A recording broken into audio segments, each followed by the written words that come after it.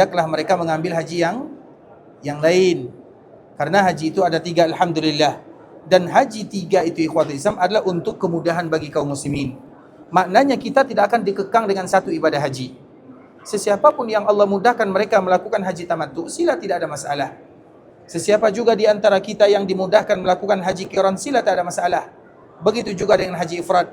Dan ketiga haji tersebut adalah demi kemudahan dalam agama. Sama dengan bacaan Al-Quran, ikhwatul Islam. Al-Quran itu ia banyak bacaannya, yang kita kenal dengan qiraah sab'ah atau qiraah asyrah atau qiraah, dan dalam satu qiraah itu ada lagi 2 riwayat yang lain. Itu semuanya bukan untuk mempersulit, untuk memberikan kemudahan. Kenapa demikian? Karena lisan dan lidah kaum muslimin tak sama. Antara satu daerah dengan daerah yang lainnya berbeza. Begitu juga dengan misalnya perbedaan mazhab, ikhwatul Islam. Kemarin kita menjelaskan, itu semua adalah untuk kemudahan, bukan untuk mempersulit. Karena dikala Allah Subhanahu wa taala berikan pilihan, maka tentu kita bisa melakukan sesuatu yang mudah bagi kita melakukannya. Salah satunya adalah ibadah haji. Sehingga ibadah haji ini, ikhwatul Islam, bagi mereka yang tamattu, maka nanti mereka akan mengulang niat haji pada tarikh 8 Dzulhijjah. Maknanya jangan sebelumnya. Kalau sebelumnya sila ambil haji yang lain dari tempat tinggal mereka masing-masing. Dan biasanya tidak ada tempat tinggal kaum muslimin kecuali tidak berada di masyair. Masyair itu ikhwatul Islam, Arafah, Muzdalifah, Mina, itu disebut dengan masyair. Dan secara khusus masyair itu adalah kalimat yang diberikan kepada sebuah tempat yang bernama Muzdalifah, Masy'aril Haram. Karena memang di antara salah satu nama lain daripada Muzdalifah adalah Al-Masy'arul Haram. Tapi ikhwatul Islam, kita kembalikan, faman tamatta'a bil umrati ilal haji famastaysara minal hadi. Sesiapapun di antara kaum muslimin yang mengambil tamattu', maknanya mereka ingin selesaikan ibadah umrahnya supaya nanti mereka senang, tidak sulit. Summa faman tamatta'a bil umrati ilal haji, kemudian setelahnya mereka berhaji, famastaysara minal hadi, maka hendaklah mereka menyembelih hadiu. Jadi hadiu itu ada nama hadiu, ada namanya dam atau dam syukran. Jadi nama sembelihan kita itu adalah hadiu, atau nama sembelihan kita itu nanti adalah dam syukran. Hadiu artinya untuk menutup, menebus, karena Allah mudahkan kita melakukan ibadah umrah dan haji dalam satu waktu.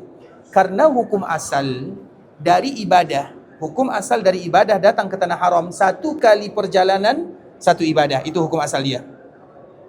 Hukum asal dari perjalanan ibadah ini, ikhwatul Islam, karena ibadah ini lain. Hukum asal daripada ibadah ini 1 perjalanan 1 ibadah. Kalau berlebih, misalnya kita ingin buat 2 atau lebih daripada 2, maka lihat bagaimana aturan dalam agama.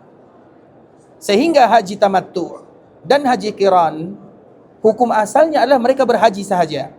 Kemudian mereka melakukan umrah terlebih dahulu, kemudian setelahnya baru haji, maka mereka harus bayar dam syukran. Kenapa mereka bayar dam? Karena mereka keluar dari hukum asal. Karena hukum asal itu 1 perjalanan 1 ibadah. Dari mana kita tahu hukum asal 1 perjalanan 1 ibadah? Buktinya kita menyembelih semuanya. Kenapa kita menyembelih? Apa alasannya? Karena Allah mudahkan kita umrah dan haji. Kalau ada orang yang haji sahaja, dia tidak umrah, maka ia tidak bayar dam. Itulah disebut dengan haji ifrad. Kalau ada di antara kita yang dia tidak umrah, sampai ke Mekah ia tak umrah, dia hanya haji sahaja, maka ia tidak kena dam, atau ia tidak berpuasa. Kalau ada di antara kita yang tak ingin bayar dam atau tak ingin berpuasa, maka ganti hajinya dengan haji ifrad. Ifrad itu disebut dengan ifrad, diambil dari kata-kata fardun. Fardun itu maknanya 1. Makanya Allah Subhanahu wa taala sebutkan, faman tamatta'a bil umrati ilal haji famastaysara minal hadi. Sesiapapun yang melakukan ibadah umrah kemudian haji, maka mesti mereka bayar hadiu atau bayar dam syukran. Tapi kalau ada yang datang ke sini tidak melaksanakan ibadah umrah, haji sahaja, maka mereka tidak bayar hadiu atau dam. Artinya hukum asal dari 1 perjalanan ini 1 ibadah. Paham sampai di sini? Hukum asal dari 1 perjalanan 1 ibadah diambil dari firman Allah Azza wa Jal, dan diambil dari perbezaan antara haji yang 3 tadi kita sebutkan. Makanya kalau kita tengok ikhwatul Islam, yang haji ifrad itu jarang. Apalagi di zaman Nabi SAW tak ada yang haji ifrad. Rata-rata mereka antara haji qiran dan haji tamattu'. Semua mereka bayar dam. Semua mereka bayar dam. Jadi dari sini para ulama sebutkan hukum asal perjalanan, maknanya kalau kita datang ke sini, satu perjalanan, satu ibadah saja. Kalau lebih dari satu ibadah, maka konsekuensinya harus bayar dam. Seperti yang dilakukan oleh dilakukan oleh orang yang bertamattu'. Hanya saja ikhwatul Islam, tentu sebagian para ulama menjelaskan, kalau kita melakukan ibadah umrah lebih, boleh atau tak boleh? Kalau sekiranya kita melakukan umrah berkali-kali dalam satu perjalanan, boleh atau tak boleh? Boleh atau tidak? Boleh. Siapa yang bertanggung jawab? Karena tentu kalau kita jawab boleh, harus bertanggung jawab. Apa alasannya? Karena ibadah tanpa alasan dan tanggung jawab tak ada guna. Kalau kita buat ibadah tak ada alasannya, tanpa tanggung jawab, maka tentu tidak ada gunanya. Paham sampai di sini? Kita terlepas daripada kita tak membahas salah atau betul, tapi yang lebih penting daripada itu semua ikhwatul Islam adalah tanggung jawabnya. Kenapa kita buat seperti itu? Karena hukum asal dari ibadah itu harus kita tahu ikhwatul Islam. Hukum asal daripada ibadah itu jangan lakukan. Al-aslu fil ibadah at-tawaqquf. Atau dalam bahasa lain kaedah usul fikih, al-aslu fil ibadah al-hadar. Hukum asal dari ibadah jangan buat dulu sampai ada yang larang. Wal aslu fil asya al-ibahah. Sedangkan hukum asal dari semua selain ibadah boleh sampai ada yang melarang. Paham sampai di sini? Ini kaedah penting dalam agama. Al-aslu fil asya al-ibahah. Ini kaedah. Jadi ada disebutkan oleh para ulama, ulama fikih dan ulama usul, ada khamsah. Ada 5 kaedah kubra namanya. Khamsah qawaid kubra. Jadi ada 5 kaedah besar. Salah satunya al-aslu fil asya al-ibahah. Hukum asal daripada sesuatu selain ibadah, maka sila buat sampai ada yang larang. Contoh misalnya, banyak makanan di kampung halaman kita, kita makan ini, kita makan itu. Apa hukumnya? Boleh tak kita makan? Boleh. Kenapa boleh kita makan? Kita buat rumah, kita buat semua kecanggihan dunia kita buat. Apa hukum asalnya? Hukum asalnya boleh sampai ada yang larang. Kalau masalah dunia. Tapi kalau dalam urusan agama, hukum asalnya jangan sampai ada yang perintahkan. Paham atau tak paham? Makanya di kala masalah dunia ikhwatul Islam, contoh ini apa bahasa kita ya? Mikrofon kan? Jangan ditanya apa dalil ada mikrofon. Itu pertanyaan bodoh namanya. Kalau kalian beragama seperti agama yang dibawa oleh Nabi, berarti nggak usah ceramah pakai mikrofon. Itu pertanyaan.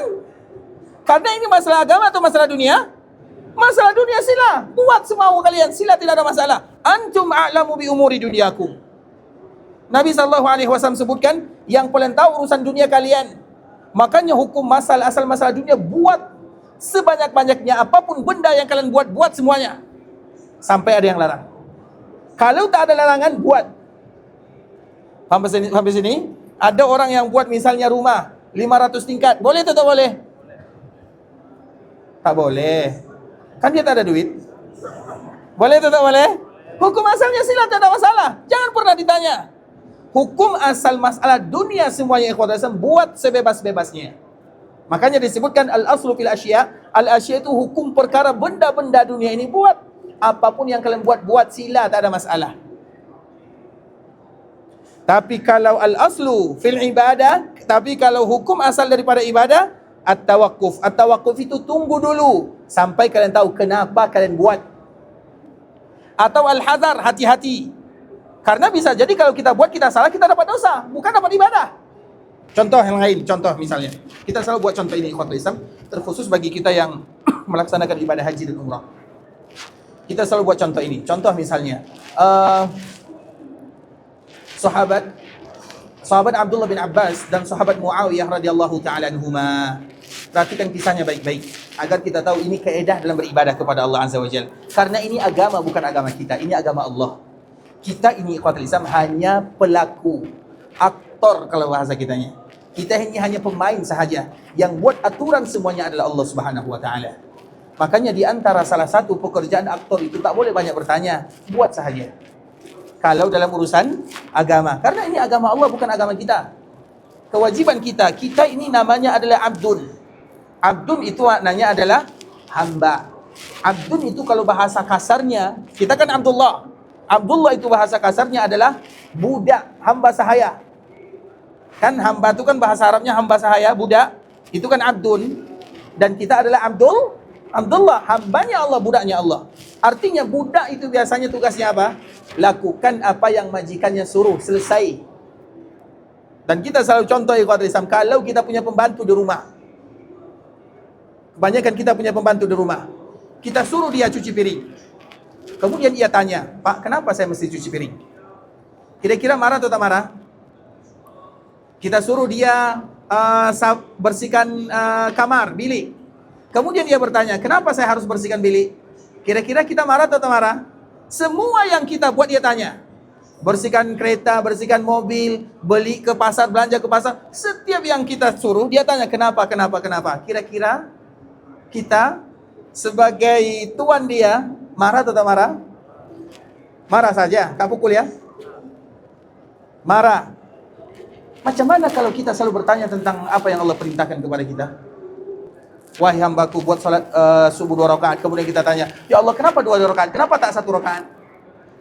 Atau kenapa subuh itu mesti subuh-subuh? Saya kan masih tidur. Macam mana kalau subuh itu jam 8, pukul 8 misalnya? Kira-kira Allah marah atau tak marah, ikhwatul Islam? Walillahil masalul a'la. Dan Allah memiliki permisalan yang terbaik. Karena hamba, tugas mereka adalah beribadah tanpa banyak bertanya. Itu hamba. Makanya aturan agama itu, ikhwatul Islam, bukan untuk dipertanyakan, tapi untuk dilakukan. Kenapa maghrib 3 rakaat? Kenapa isya 4 rakaat? Kenapa zuhur 4? Kenapa maghrib 3? Kenapa subuh 2? Pertanyaannya, kamu sholat subuh atau tak sholat subuh? Kamu sholat maghrib atau tidak? Kamu sholat asar atau tidak? Itu pertanyaannya. Bukan perbuatan Allah yang ditanya, tapi perbuatan kita yang ditanya. Paham? Maka itulah keadaan disebutkan di dalam Al-Quran surah Al-Anbiya, la yus'alu amma yaf'alu wa hum yus'alun. Allah tak ditanya tentang apa yang Allah buat, tapi kalian yang ditanya, kalian berbuat atau tidak. Salah satunya urusan agama. Jadi agama ini, ikhwatul Islam, al-aslu fil asya, al-aslu fil ibadah at-tawaqquf. Hukum asal daripada berbuat sesuatu, kalian mesti tahu dulu kenapa kalian berbuat. Makanya Imam Bukhari rahimahullahu ta'ala menyebutkan, al-ilmu qabla al-qawli wal-amal. Imam Bukhari yang kita kenal, Imam Bukhari, ia buat suatu tajuk yang sangat indah, al-ilmu qabla al-qawli wal-amal. Berilmu dulu, tahu dulu sebelum kalian berucap dan sebelum kalian berbuat. Mesti kalian tahu dulu. Salah satunya ibadah haji ini. Contoh misalnya tadi, antara sahabat Abdullah bin Abbas dengan sahabat Muawiyah. Jadi sahabat Muawiyah, Abdullah bin Abbas adalah sepupu Nabi. Karena Al-Abbas adalah paman Nabi. Berarti Abdullah bin Abbas sepupu Nabi. Ayah mereka kakak beradik. Al-Abbas dengan Abdullah, ayah Nabi kakak beradik. Berarti mereka sepupu. Muawiyah itu adalah ipar Nabi. Karena Muawiyah itu ayahnya adalah Abu Sufyan. Abu Sufyan itu ada 2. Yang pertama sepupu Nabi, yang kedua mertua Nabi. Sepupu Nabi karena ada namanya paman Nabi yang pertama itu namanya Al-Haris. Jadi Abdul Muttalib, ia punya anak yang pertama namanya Al-Haris. Anak yang terakhir namanya Abdullah, yang lelaki. Jadi Abdul Muttalib kakek Nabi, namanya Syaibah. Nah, Abdul Muttalib ini punya anak yang pertama namanya Haris. Sehingga dia tak punya anak lelaki kecuali satu saja, Al-Haris. Kemudian setelah itu ia berdoa kepada Allah, ya Allah, kalau aku punya anak 10 orang lelaki, aku sembelih 1 orang. Kan kita tahu semua kisah itu. Karena ia tak punya anak kecuali satu saja, Al-Haris. Setelah ia bernazar, Allah bagi dia keturunan 10 orang lelaki. Dan yang terakhir adalah Abdullah, ayahnya baginda Nabi sallallahu alaihi wasallam. Terlepas daripada itu semua, Al-Haris ini punya anak namanya Abu Sufyan. Jadi Abu Sufyan bin Haris, berarti ia sepupu Nabi. Umur dia sama dengan Nabi. Ada lagi Abu Sufyan bin Haris bin Harab. Abu Sufyan bin Harab ini adalah ayahnya Muawiyah. Muawiyah itu punya saudari namanya Ummu Habibah atau Ramlah. Ramlah itu adalah ibu kita bersama atau istri Nabi. Kita ceritakan ini supaya kita tahu apa hubungan Nabi dengan dia. Jadi Abu Sufyan bin Harb punya anak Muawiyah dan punya anak juga namanya Ummu Habibah. Ummu Habibah itu adalah istri baginda Rasulullah sallallahu alaihi wasallam. Maknanya ia adalah ibu kita bersama. Karena setiap istri Nabi adalah ibunya orang-orang yang beriman atau ummahatul mukminin. Maknanya Muawiyah dia berarti ipar Nabi. Karena Nabi kawin dan menikah dengan saudari dia. Berarti kan ipar namanya. Nah, yang satu sepupu, yang satu ipar. Muawiyah ini adalah orang yang tulis wahyu di zaman Nabi sallallahu alaihi wasallam dulu. Jadi yang tulis Al-Qur'an itu adalah Muawiyah. Makanya semuanya terbaik. Muawiyah terbaik, Abdullah bin Abbas terbaik. Abdullah bin Abbas adalah ulama. Muawiyah ini lebih kepada politik karena dia menjadi pemimpin. Tapi kedua-duanya adalah orang yang dekat dengan Nabi sallallahu alaihi wasallam. Suatu ketika Muawiyah ini pergi haji. Dia berangkat dari Syam. Kemudian dikala dia pergi ke haji, sampai di Mekah, yang pertama kali dilakukan oleh kaum muslimin adalah tawaf. Sebelum tawaf, dianjurkan bagi mereka yang sanggup untuk mencium Hajar Aswad, lakukanlah. Jadi awal mula kita tawaf itu ikhwatul Islam, yang pertama kali kalau boleh kita buat adalah mencium Hajar Aswad. Kalau boleh. Kalau tak boleh, mencium sesuatu yang memegang Hajar Aswad. Misalnya kita nak cium Hajar Aswad tapi tak dapat, banyak orang, kemudian tangan kita menyentuh Hajar Aswad, maka ciumlah tangan ini.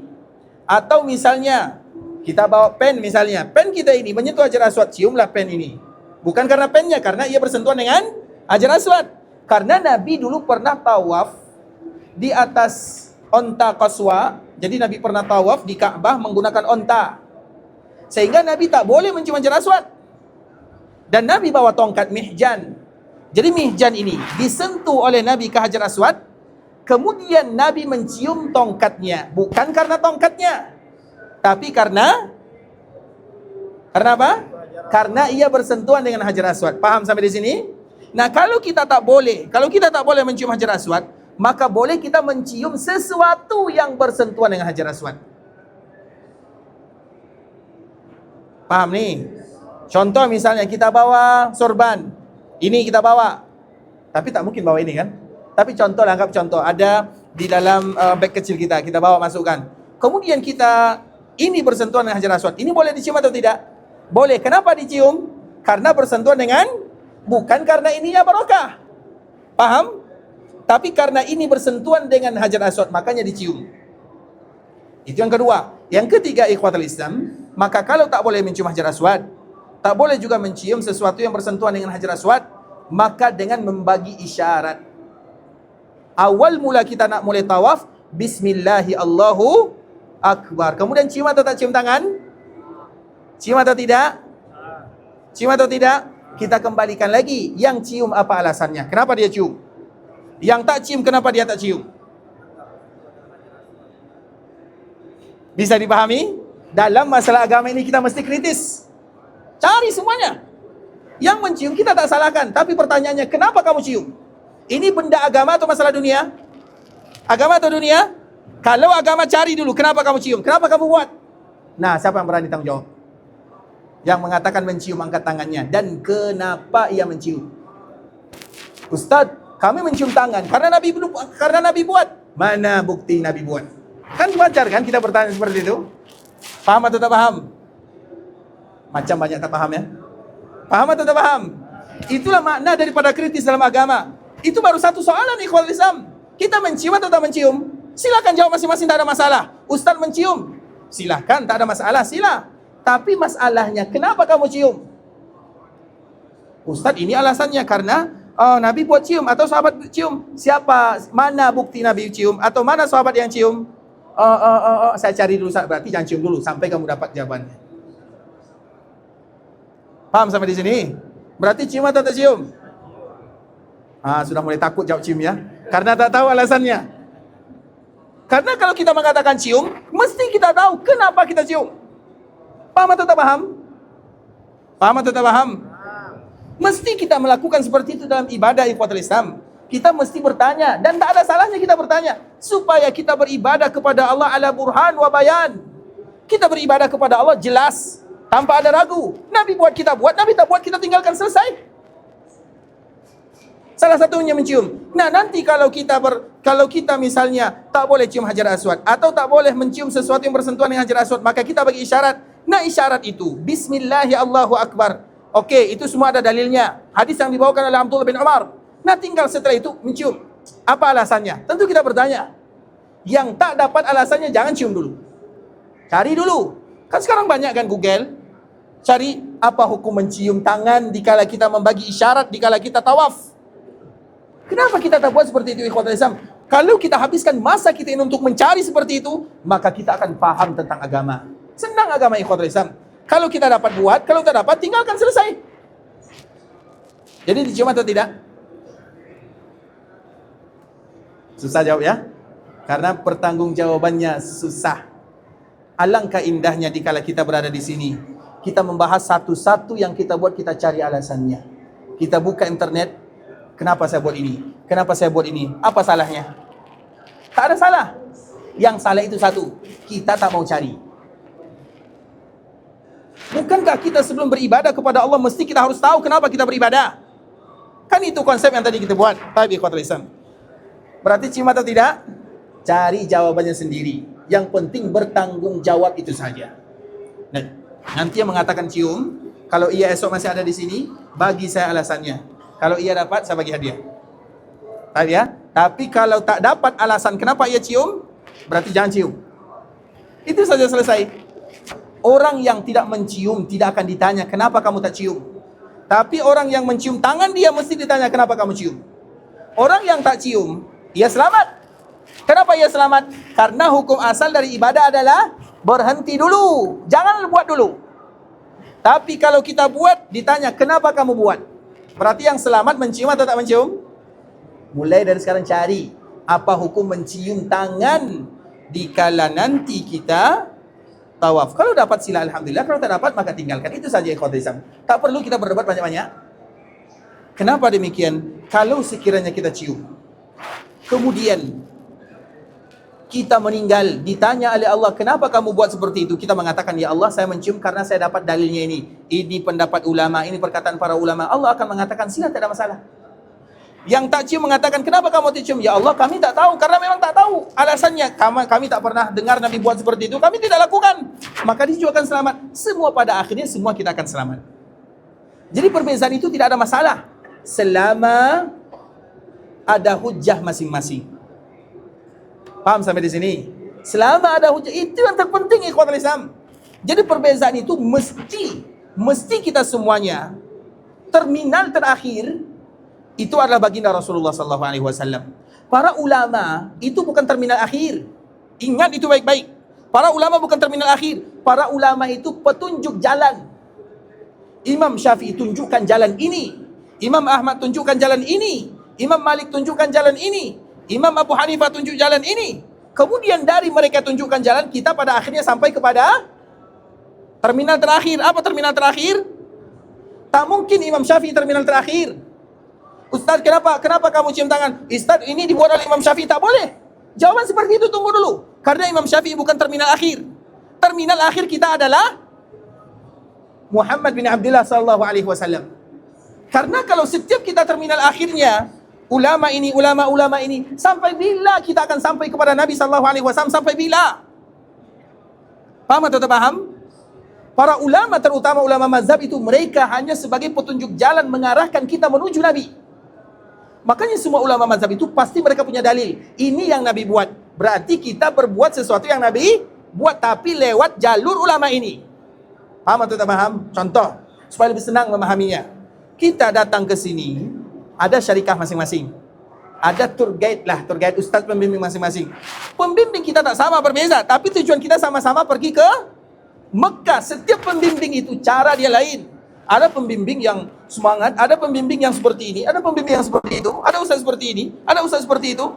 Tujuan kita semuanya pergi ke Mekah. Terminal akhir kita itu adalah Mekah Al-Mukarramah. Nah, di dalam masalah agama, terminal terakhir kita semuanya adalah Muhammad bin Abdullah sallallahu alaihi wasallam. Jangan sampai hanya kepada penduduk jalan saja. Oh, ini dilakukan oleh Imam Ahmad. Jangan. Tapi kita mesti tahu kenapa Imam Ahmad tunjukkan seperti ini. Berarti dia punya alasan. Makanya para ulama itu sebutkan ikhwatul Islam, tidak halal bagi kalian. Ini semua ulama mazhab sebutkan seperti ini. Tidak halal bagi kalian mengambil pendapatku sampai kalian tahu dari mana aku ambil. Dari mana para ulama mazhab itu ambil pendapat mereka? Semuanya pasti dari Rasulullah sallallahu alaihi wasallam. Nah, ketika mereka itu sebagai yang menunjukkan jalan mengarahkan kita ikhwatul Islam, maka tujuan kita semua, terminal kita semuanya sama, yaitu kepada baginda Rasulullah sallallahu alaihi wasallam. Itulah yang terbaik. Kalau seperti itu kita berfikir ikhwatul Islam, kalau kita berbeza, kemudian salah pandang atau berbeza cara pandang, tidak ada masalah. Kan kemarin kita telah ceritakan sedikit ya. Karena mengarah semua para ulama itu mengarahkan kita kepada Nabi. Hanya saja yang ini jalur Imam Malik, yang ini jalur Imam Abu Hanifah, yang ini jalur Imam Syafi'i, yang ini jalur Imam Ahmad. Semua mereka arahkan kita kepada Nabi sallallahu alaihi wasallam.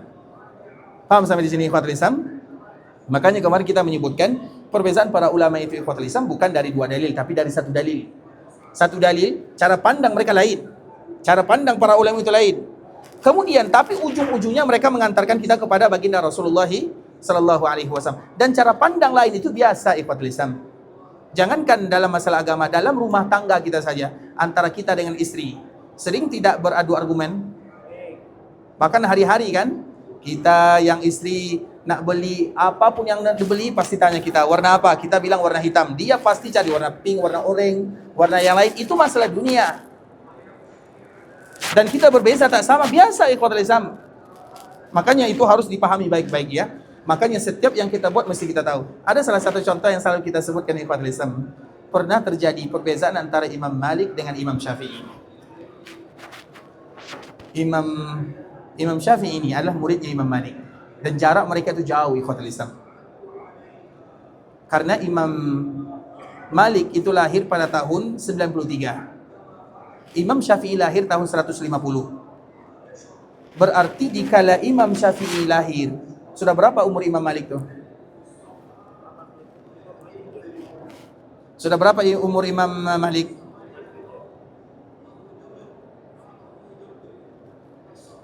Kita ulang lagi soalnya. Ketika Imam Syafi'i lahir tahun 150. Imam Malik lahir pada tahun 93. Berarti dikala Imam Syafi'i lahir, Imam Malik umurnya sudah berapa? 57 itu sudah tua atau masih muda? Sudah kakek kan? Jadi seolah-olah Imam Malik itu kakeknya Imam Syafi'i. Karena Imam Syafi'i baru lahir, Imam Malik umurnya sudah 57 tahun. Tapi ikhwatul Islam. Kemudian Imam Syafi'i lahir tak mungkin langsung jadi pintar, jadi ulama. Masih ada proses dulu, dia belajar. Anggaplah umur dia belajar jadi ulama sampai 20 tahun. Berarti kalau Imam Syafi'i umur dia 20 tahun, berarti Imam Malik berapa umur dia? Sudah 77. 77 itu masih muda atau sudah tua? Sudah tua, senior. Berdebatlah antara guru dengan murid. Agar kita tahu ya, kenapa murid guru. Jadi berdebatlah antara Imam Malik dengan Imam Syafi'i. Masalah rezeki. Imam Malik mengatakan rezeki itu Allah bagi dan datang sendiri. Sedangkan Imam Syafi'i mengatakan, iya, rezeki datang sendiri tapi mesti juga kena usaha. Mana yang betul? Mana yang betul? Imam Malik mengatakan, rezeki itu datang sendiri karena rezeki itu urusan Allah, bukan urusan hamba. Dan rezeki itu tidak pernah diikat dalam Al-Quran dengan kerja. Paham sampai di sini? Pernah tidak kita Allah mengatakan dalam Al-Quran, siapa yang banyak kerja, banyak rezekinya? Pernah atau tidak? Tapi rezeki diikat dengan apa? Siapa yang paling bertakwa, Allah mudahkan rezeki dia. Siapa yang bertawakal, Allah mudahkan rezeki dia. Siapa yang salat, Allah mudahkan rezeki dia. Siapa yang beristighfar, Allah mudahkan rezeki dia. Bukankah rezeki diikat dengan ibadah? Bukan dengan kerja. Paham? Dalam Al-Quran tak pernah rezeki siapa banyak kerja, banyak duit dia. Pernah seperti itu? Tidak pernah. Bahkan di antara hukum alam itu ikhwatul Islam. Tak usah kita ceritakan ini ya. Baik. Kita kembalikan lagi. Makanya Imam Malik menyebutkan rezeki itu urusan Allah Azza wa Jalla dan kita pasti dapat rezeki. Walau kita duduk pasti akan datang rezeki. Karena itu urusan Allah. Imam Syafi'i mengatakan tidak, wahai guruku, tidak. Mesti kita usaha dulu. Jadi siapa yang betul? Siapa yang betul?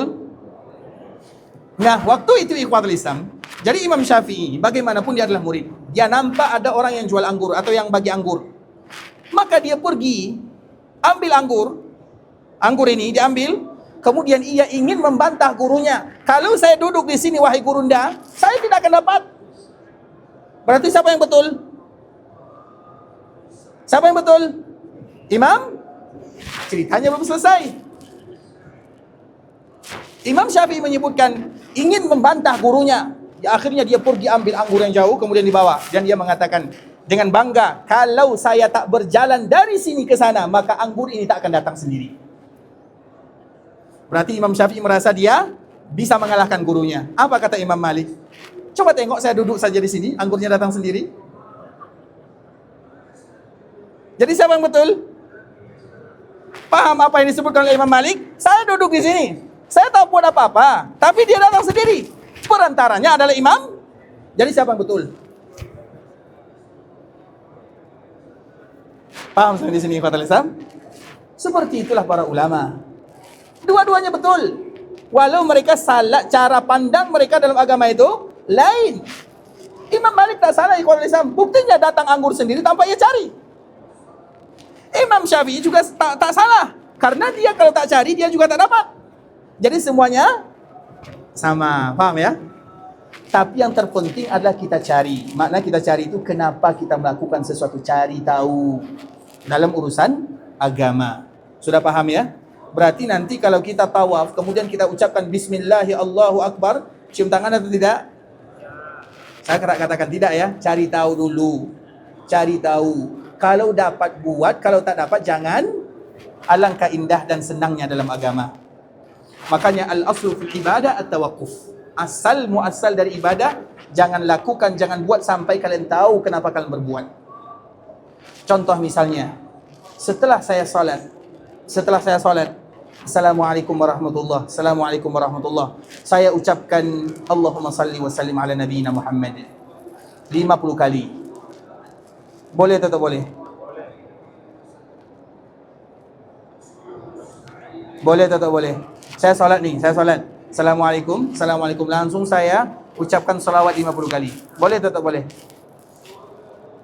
Boleh atau tak boleh? Dia mengatakan boleh, angkat tangan. Dan apa alasannya? Kenapa kamu buat seperti itu? Paham maksudnya? Karena yang diperintahkan dalam agama selepas kalian salat adalah mengucapkan istighfar. Boleh tak kita mengucapkan istighfar 10 kali? Boleh, apa dalilnya? 3 kali atau 10 kali? Kalau 3 kali jangan buat 10 kali. Bukan berarti istighfar 10 kali salah, paham? Bukan berarti berselawat tak boleh. Tapi jangan waktu ini.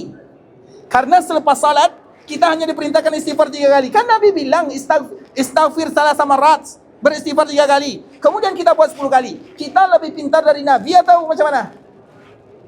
Paham maksudnya ikhwatul Islam? Bukan berarti Ustaz larang istighfar, tak ada yang larang istighfar. Tapi tengok waktunya. Karena setelah salat yang dianjurkan adalah istighfar 3 kali. Macam misalnya azan Allahu Akbar. Ya kan, kita ulang Allahu Akbar, Allahu Akbar, Allahu Akbar, Allahu Akbar. Kalau ada muazzin, ia mengatakan Allahu Ta'ala Akbar. Kira-kira apa yang kita buat? Ada muazzin di kampung, dia ucapkan Allahu Ta'ala Akbar. Allahu Ta'ala Akbar, Allahu Ta'ala Akbar. Boleh atau tak boleh? Gimana tak boleh? Kenapa tak boleh? Apa salahnya? Apakah salah makna Allah Ta'ala? Ta'ala itu maha tinggi. Boleh atau tak boleh? Apa yang jawab ya? Boleh atau tak boleh? Boleh. Kalau boleh, berarti esok kita rubah azan Allah Ta'ala semuanya. Boleh atau tak boleh? Padahal hanya kalimat Ta'ala sahaja. Tapi tak boleh. Kenapa tak boleh? Karena Nabi tak buat. Bukan berarti kalimat ini salah, tapi karena Nabi tak selesai. Alangkah senang dan indahnya dalam beragama, ikhwatul Islam. Paham ya? Buat contoh yang lain. Contoh yang lain. Ada orang kaya. Kaya sangat, ikhwatul Islam. Kaya sangat. Dia ingin berkorban di hari raya. Kemudian dia beli kuda yang terbaik. Dia berkorban. Boleh atau tak boleh?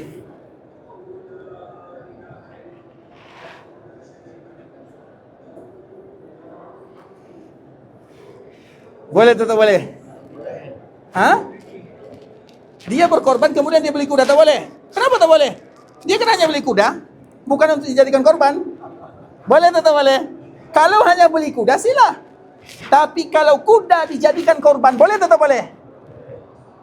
Kuda itu mahal, ikhwatul Islam. Berapa harga kuda sekarang? Baik, kalau kambing berapa harga dia? Anggaplah rial, dia kambing itu 700 rial. Kalau lembu, kerbau berapa harga dia? Mungkin 10.000 rial. Atau 8.000 rial. 30 jutaan lah. Iya kan? Kalau onta berapa harganya? Anggaplah onta itu 25.000, 100 jutaan. Baik, kalau kuda berapa harganya? Kuda itu mahal ya ikhwatul Islam. Ada yang 500, bahkan ada yang 1 miliar. Paham sampai di sini? Kuda yang 100 itu kuda orang kampung kita lah. Tapi kalau kuda yang bagus itu kuda yang betul-betul, apalagi kuda Arab, itu kuda terbaik. Itu harga dia di atas 1 miliar lah kalau uang kitanya, atau 300.000 rial, 300.000 ringgit lebih. Nah, dia ingin, dia kaya. Berkuda tak ada baik, biasa bagi dia. Kemudian dia bagi kuda ini untuk saya berkorban. Boleh atau tak boleh? Padahal lebih mahal harganya. Boleh atau tak boleh ikhwatul Islam? Lebih mahal, lebih enak rasanya. Pernah mencicipi kuda? Saya juga belum. Tapi kata kawan sudah enak rasanya. Artinya boleh atau tak boleh? Kuda itu halal. Kuda itu halal. Boleh tak dia berkorban dengan harga yang mahal? Boleh atau tak boleh? Kenapa tak boleh? Karena Nabi hanya mengizinkan kita 3 sahaja. Bahimatul an'am. Kalau tak kambing dan sejenisnya, kambing, domba dan yang semisalnya, atau lembu, kerbau dan yang sejenisnya, onta, 3 sahaja. Sesiapapun yang kaya, kalau dia berkorban dengan onta, jangan. Kenapa? Nabi tak buat. Bukan masalah kaya atau tak kaya, bukan masalah mahal atau tak mahal, tapi Nabi tak. Itu saja ikhwan. Contoh yang lain, ada orang kaya juga, lahir cucu dia atau anak dia, kemudian dia berakikah. Akikahnya 50 ekor lembu atau kerbau. Boleh atau tak boleh? Boleh atau tak boleh? Boleh. Tidak boleh. Kenapa tak boleh? Akikah. Akikah dengan apa biasanya? Kambing. Sekaya apapun kita dengan kambing. Sekaya pun. Kalau nak bagi lembu, boleh atau boleh? Boleh. Tapi bukan akikah, tetap dengan kambing. Kalau nak dia sembelih lembu atau kerbau juga sila. Tidak ada masalah. Tapi bukan akikah namanya. Bagi-bagi. Sedekah. Tapi yang namanya akikah, kambing. Itu yang Nabi ajarkan kepada kaum muslimin. Jelas ikhwatul Islam? Contoh yang lain. Contoh misalnya ada di antara kita setelah salat dia beristighfar. Dia baca subhanallah 150 kali. Alhamdulillah 150 kali. Allahu Akbar 150 kali. Boleh atau tak boleh? Boleh atau tidak? Boleh. Kalau bukan bagian salat. Tapi kalau setelah salat dan zikir setelah salat mesti 33. Kita sudah paham sampai di sini? Agar kita tahu aturan ini Allah yang buat dan Nabi yang buat. Tak boleh tambah, jangan dikurangi. Kalau kita tahu buat, kalau tak tahu tinggalkan dan cari tahu. Contoh yang tadi kita jelaskan. Paham sampai di sini ya? Itulah beragama. Al-aslu fil ibadah at-tawaqquf. Nah, kita kembalikan kepada cerita Muawiyah dan Abdullah bin Abbas. Sekarang saya nampak sudah mulai paham sedikit ya. Baik. Karena kita itu ikhwatul Islam, kita kan tahu ayat yang pertama kali turun dalam Al-Quran itu apa ikhwatul Islam? Ayat pertama kali Iqra, apa makna Iqra? Baca. Kaum muslimin tak boleh bodoh. Mereka minimal tahu tentang apa yang ia buat. Sekarang semua kita akan melaksanakan ibadah haji. Semua kita akan melaksanakan ibadah haji. Minimal mesti kita tahu macam mana cara kita nak berhaji. Kenapa kita buat? Masa kita di sini lama ikhwatul Islam. Ada 4 hari, ada 8 hari. Kenapa kita tidak duduk cari macam mana Nabi melontar jamarat, kapan waktunya? Kenapa kita tidak cari tahu? Kenapa? Apakah kita sudah tahu semua tentang tata cara haji Nabi? Dan kita selalu mengatakan, orang di antara tanda haji mabrur itu adalah mereka yang tahu tata cara haji yang Nabi buat. Kalau ia tak tahu macam mana tata cara Nabi haji buat, ia tidak akan pernah dapat haji mabrur. Haji mabrur itu tak senang ikhwatul Islam. Mesti kita tahu. Kalau kita tak tahu Nabi buat, lantas kita mencari tahu haji siapa yang kita cari tahu?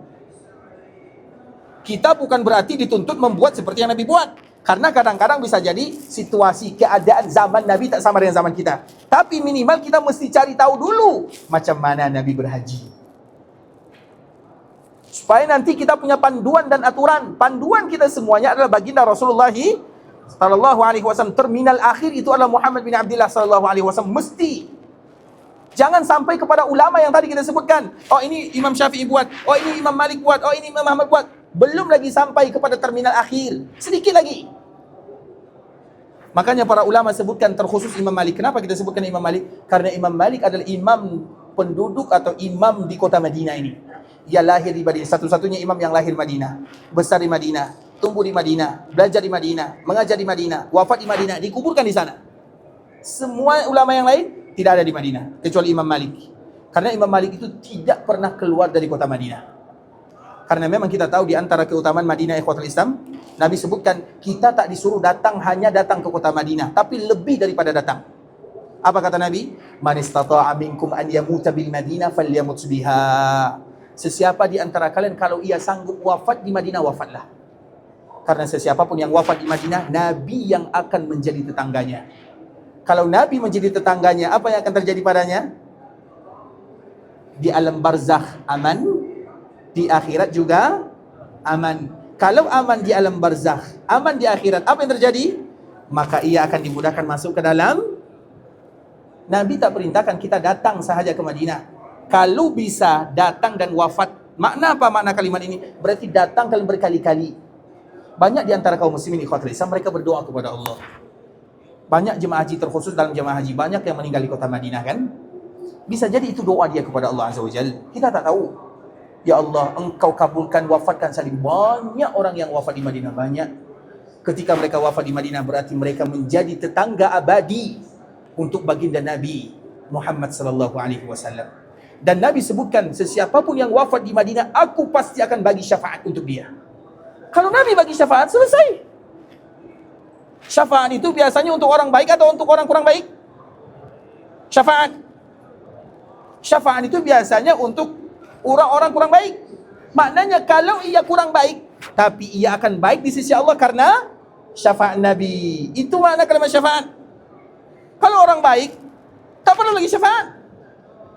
Contoh syafaat itu kan perantara kita. Ada orang yang kita kenal dia kurang baik.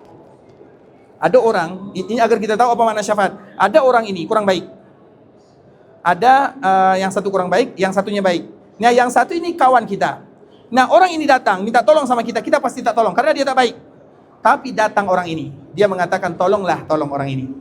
Kira-kira kita tolong atau tak tolong? Itu makna syafaat. Syafaat itu kalau orang baik, maka mereka akan dibagi surga oleh Allah Azza wa Jalla.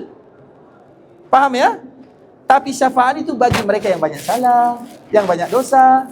Ketika dia meninggal di kota Madinah, Nabi bagi syafaat, maka ia akan menjadi penduduk surga. Itu makna kalimat syafaat. Jelas ya? Kenapa kita sampai cerita tentang ini? Tentang ini tadi ya. Baik, kita kembalikan bahwa hukum asal daripada ibadah itu Islam adalah tawakuf. Nah, tadi kita jelaskan apapun yang kita buat, bertanya dulu kepada diri sendiri. Kalau perlu bertanya kepada pembimbing, Ustaz, kenapa kita buat seperti ini? Apakah salah kalau kita bertanya dalam urusan agama? Salah. Contoh, rumah kita nak buat rumah. Perhatikan baik-baik contoh ini. Kita nak buat rumah.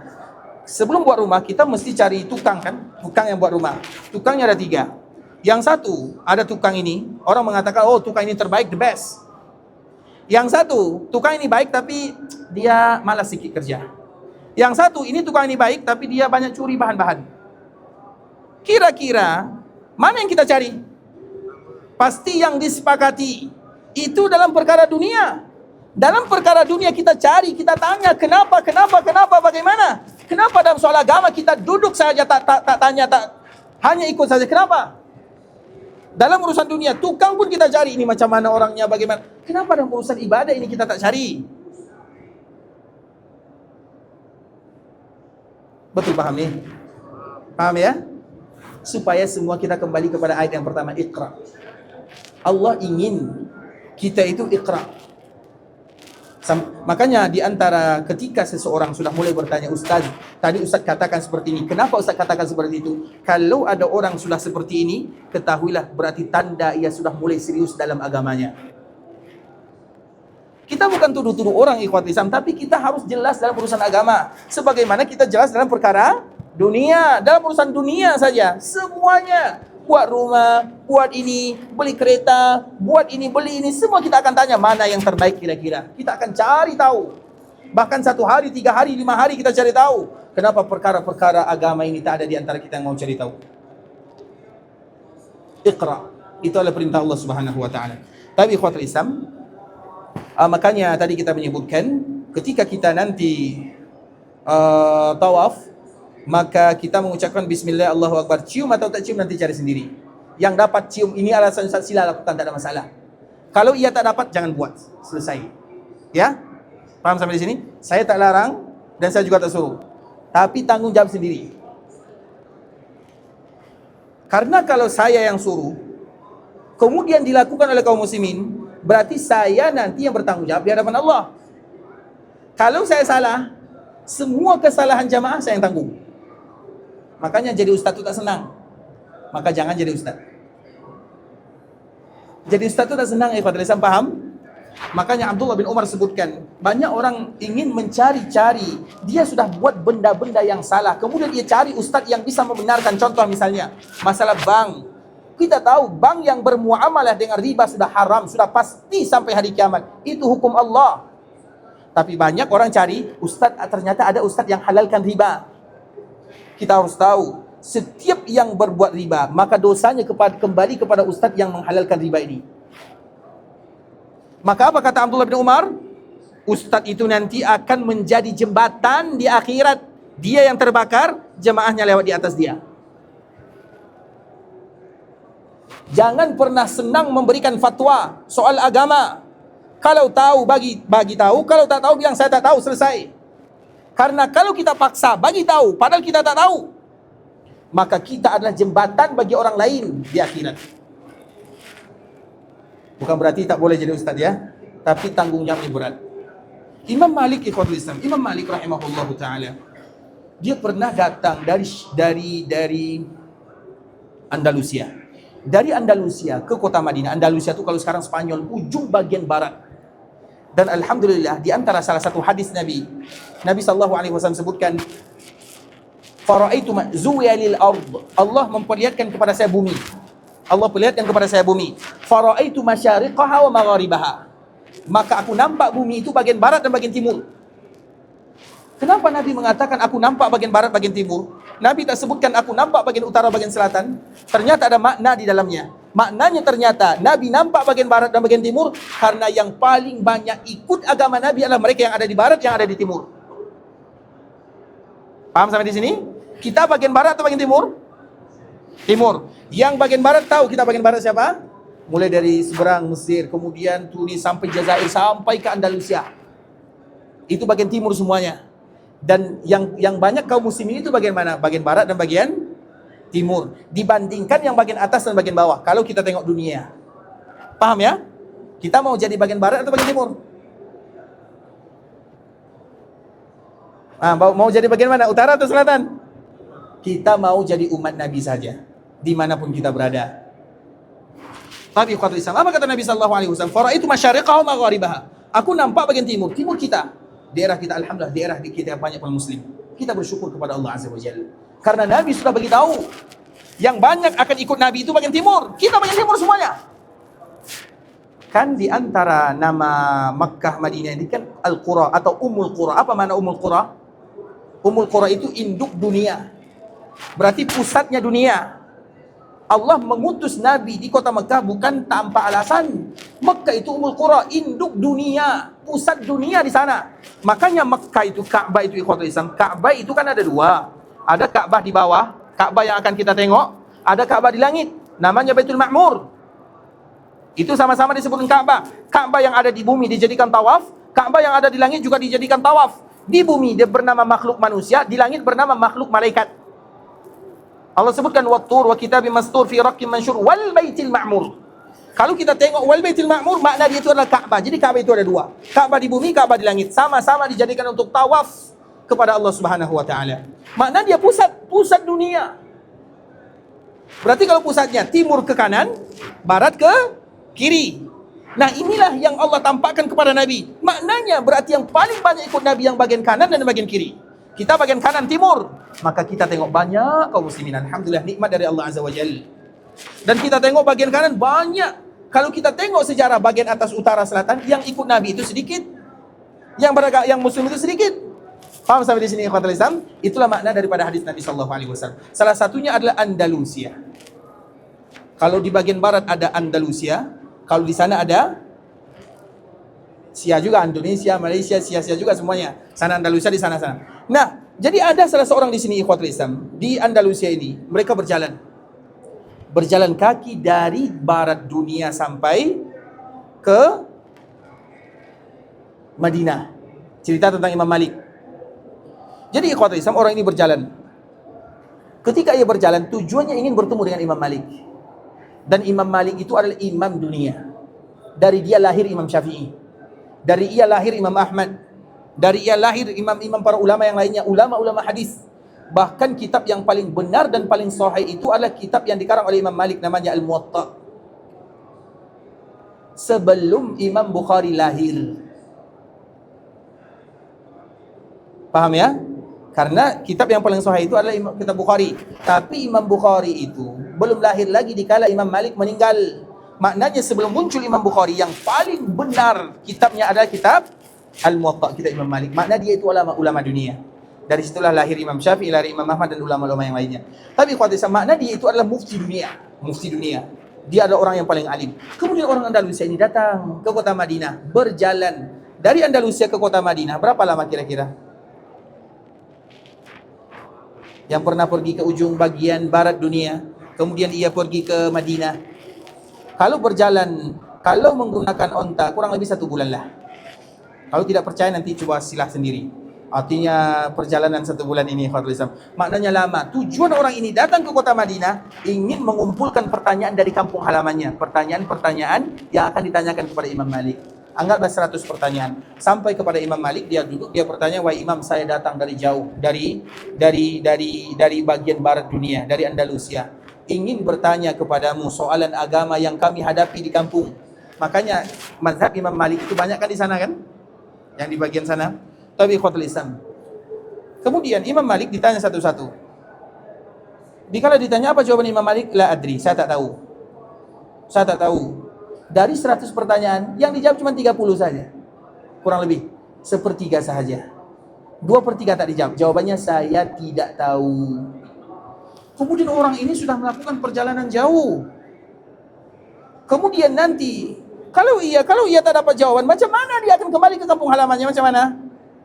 Maka ia mengatakan kepada Imam, "Wahai Imam, saya ini dari Andalusia jauh 1 bulan perjalanan.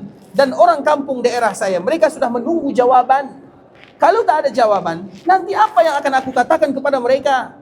Mendengar itu Imam Malik bangkit dan mengatakan, "Katakan kepada orang kampung kamu, Imam Malik tidak tahu. Katakan kepada orang daerah kamu, Imam Malik tidak tahu." Itulah ulama. Ulama itu ikhwatul Islam adalah mereka yang banyak mengatakan saya tidak tahu. Itu ulama. Tapi sesiapapun yang mengatakan semua soalan ia jawab, itu bukan ulama. Ketahuilah, ia pendusta. Agama ini bukan main-main. Berat di sisi Allah Azza wa Jal. Makanya ulama itu nanti kalau dia salah, dia akan menjadi jembatan. Dia yang dibakar, yang lain lewat di atasnya. Makanya jadi ulama itu ikhwatul Islam tak bisa belajar hanya 1 tahun, 2 tahun, 3 tahun, puluhan tahun, 30 tahun, 40 tahun. Baru dia setelah itu baru jadi ulama. Ini baru kembali taubat kepada Allah, langsung esok jadi ulama. Dari mana ceritanya? Paham sampai di sini ikhwatul Islam? Agama Allah bukan main-main. Inna sanulqi alaika qawlan thaqila. Allah Subhanahu wa taala sebutkan dalam surah Al-Muzammil, kami turunkan kepadamu qawlan thaqila. Thaqila itu maknanya berat. Nabi kalau turun wahyu kepadanya, Nabi SAW kalau turun wahyu, macam mana keadaan Nabi SAW? Aisyah bagi tahu. Ini cerita ya. Agar soal agama kita tak boleh main-main. Kalau tahu kita buat, kalau tak tahu katakan saya tidak tahu. Jangan buat. Tanggung jawabnya berat di hadapan Allah Azza wa Jalla. Nabi SAW dikala turun wahyu, kalau di musim sejuk, kita pernah datang ke Madinah musim sejuk. Semoga nanti Allah mudahkan datang di musim sejuk ya.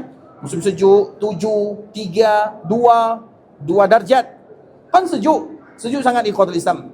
Kemudian kalau turun wahyu di musim sejuk, Nabi akan bercecereng keringatnya ketika menerima wahyu dari Allah Azza wa Jalla. Berarti wahyu itu ringan atau berat? Di musim sejuk, kemudian bercecereng keringat Nabi, keluar keringat banyak sangat, maknanya wahyu itu berat. Inna sanulqi alaika qawlan saqila. Agama itu tak ringan. Kemudian ikhwatul Islam, Ibunda Aisyah juga sebutkan, Nabi kadang-kadang meletakkan, maknanya suami istri ya. Jadi suami istri kadang-kadang duduk berdua, kadang bersandar, kadang ini letakkan paha di atas kaki, di atas kaki. Nah, ketika satu-satunya wanita yang turun wahyu kepadanya dan Nabi berada bersamanya adalah Ibunda Aisyah. Sehingga Nabi SAW sebutkan, tidak satupun istriku yang turun wahyu di dalam selimutnya kecuali Aisyah. Maknanya saking mulianya Aisyah. Padahal dalam masalah rumah, dalam bilik, dalam kamar. Kemudian dikala kaki Nabi berada di atas kaki Aisyah, kemudian turun wahyu, maka Aisyah mengatakan, saking beratnya wahyu yang turun kepada Nabi, hampir-hampir kakiku patah untuk menahannya. Sakit sangat ikhwatul Islam. Karena ketika Nabi turun wahyu saja tak ringan, berat. Makanya lau anzalna hadzal qur'ana ala jabalin la ra'aitahu khashi'an mutasaddian min khasyatillah. Wahyu itu kalau turun kepada gunung, maka gunung itu akan hancur. Berarti ringan atau berat? Wahyu itu kan agama, Al-Quran dan hadis. Baginda Rasulullah SAW, agama bukan untuk bermain-main. Agama ini ikhwatul Islam, mesti kalau kita tahu kita buat, kalau kita tak tahu kita tinggalkan dan cari tahu. Jangan pernah mengatakan sesuatu yang kita tidak tahu. Ayyu sama'in tudhilluni, kata Abu Bakar As-Siddiq. Langit mana yang akan menaungi saya?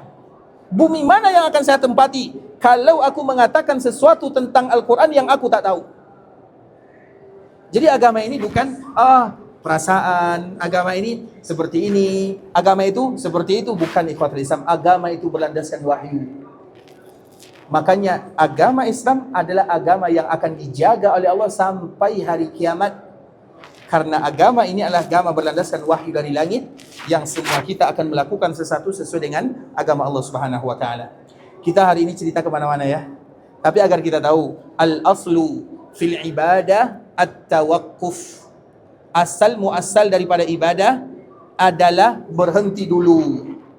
Sampai kita tahu semua benda yang kita buat di kala nanti kita di kala nanti kita berhaji, di Arafah apa yang kita buat, jangan buat-buat benda-benda sendiri. Sampai kita tahu, tanya Ustaz, apa sih yang harus aku lakukan di Arafah? Alangkah indah seperti itu ikhwatul Islam. Nanti di Arafah itu saya sampai bila saya di Arafah? Nanti misalnya saya melontar tanggal 11, 12, 13 itu bila? Sebelum zuhur atau setelah zuhur? Cari tahu. Dan jawabannya setelah zuhur. Kalaupun kita melakukan pelontaran sebelumnya, tapi kita sudah tahu kita melontar itu setelah zuhur, tapi kita buat sebelum zuhur karena situasi, karena keadaan, karena yang lain, maka kita ada uzur di hadapan Allah Subhanahu wa taala. Paham sampai di sini? Betul paham nih? Berarti kalau sudah paham kita cukupkan dulu sampai di sini ya. Ikhwatul Islam, ini hari ini kajiannya kemana-mana larinya. Tapi intinya ikhwatul Islam, supaya kita berbuat ala bayyinah. Makanya dalam Al-Quran disebutkan, qul hatu burhanakum in kuntum sadiqin. Datangkan alasan kalian kalau kalian betul-betul jujur dalam agama kalian. Maknanya kalau kita buat itu baru mencium tangan ya, belum lagi yang lain. Contoh misalnya mencium di hajat di rukun yamani. Rukun yamani itu apa yang kita buat nanti di rukun yamani? Boleh tak cium rukun yamani? Sekarang sudah mulai takut jawab karena tak bisa tanggung jawab. Di saat itulah kita cari di rukun yamani itu apa sih yang Nabi perintahkan kepada kaum muslimin? Bukankah itu merupakan soalan yang terbaik? Akan membuat kita belajar. Kalau kita mengatakan rukun yamani itu boleh dicium, tentu kita tanya, kenapa kamu cium? Siapa yang buat benda seperti ini? Kita bertanya, Ustadz saya dapat benda seperti ini, bahwa dicium, ini alasannya. Sila lakukan, tak ada masalah. Tapi kalau tak dapat, jangan buat. Karena rukun yamani itu bukan hajar aswad. Tak sama antara rukun yamani dan hajar aswad. Rukun yamani itu ikhwatul Islam, kalau kita dekat pegang, selesai. Kalau tak dekat, kita bagi isyarat atau tidak? Bagi isyarat atau tidak? Seperti rukun hajar aswad? Cari dulu. Itulah makna mencari agama, belajar jadi kita ikhwatul Islam. Ikhwatul Islam, sampai di sini pembahasan yang bisa kami jelaskan. Yang benar dari Allah Subhanahu wa taala, yang salah dari diri kami pribadi karena kurangnya ilmu kami, karena kebodohan, karena kejahilan, karena ketidaktahuan kami. Kami mohon maaf kalau ada kata-kata yang salah, kalimat-kalimat yang kurang tepat, bahasa-bahasa yang kurang bagus, penyampaian yang kurang berkenan, atau nasihat yang mungkin berat bagi kita menerimanya, kami mohon dimaafkan. Dan kita senantiasa ingatkan kepada kaum muslimin, di antara salah satu ibadah yang terindah, tidak ada duanya di kota Madinah, adalah belajar agama Allah Subhanahu wa taala. Maka Nabi pernah menyebutkan satu-satunya hadis di dunia yang tidak akan kita dapatkan dimanapun, bahkan di Mekah tidak ada. Apa kata Rasulullah sallallahu alaihi wasallam? Man jaa masjidi hadza lam yati illa li khairin yata'allamu aw yu'allimu fa huwa bi manzilatil mujahid fi sabilillah. Sesiapapun yang berada di Masjid Nabawi, kemudian ia belajar agamanya, Al-Quran atau hadis Nabi, ketika ia melakukan benda ini, ibadah ini, perkara ini, sama dengan orang yang sedang berjihad di jalan Allah Subhanahu wa taala. Semoga duduknya kita di sini sama dengan orang yang berjihad di jalan Allah Subhanahu wa taala. Semoga dengannya Allah ampunkan dosa kita bersama, Allah ampunkan dosa orang tua kita, Allah ampunkan dosa saudara-saudari kita, keluarga kita, masyarakat kita, dan seluruh kaum muslimin. Kalau ada di antara kita yang pergi ke Mekah, ya Allah mudahkan perjalanannya, lancarkan urusannya, kabulkan doa-doanya, terima amal ibadahnya, jadikan umrahnya adalah umrah yang mabrurah, jadikan hajinya adalah haji yang mabrur, wa sa'yun mashkur, wa dzambun maghfur. Berikan kemudahan dalam setiap perkara, berikan penyelesaian dalam setiap urusan, berikan keberkahan dalam harta, dalam usaha, dalam keluarga, dalam anak dan keturunan, berikan keikhlasan dalam setiap amal ibadah, berikan kekuatan kepada kami untuk istiqamah dalam agama, wafatkan kami semua dalam keadaan husnul khatimah. Sebagaimana Engkau kumpulkan kami di kota Madinah, kumpulkan kami semua di dalam surga. Amin amin ya rabbal alamin. Subhanakallahumma bihamdika asyhadu an la ilaha illa anta astaghfiruka wa atubu ilaik. Wa sallallahu wa sallim ala nabiyyina wa habibina wa khalilina wa sayyidina Muhammadin wa ala alihi wa sahbihi wa sallam tasliman katsira. Assalamualaikum warahmatullahi wabarakatuh.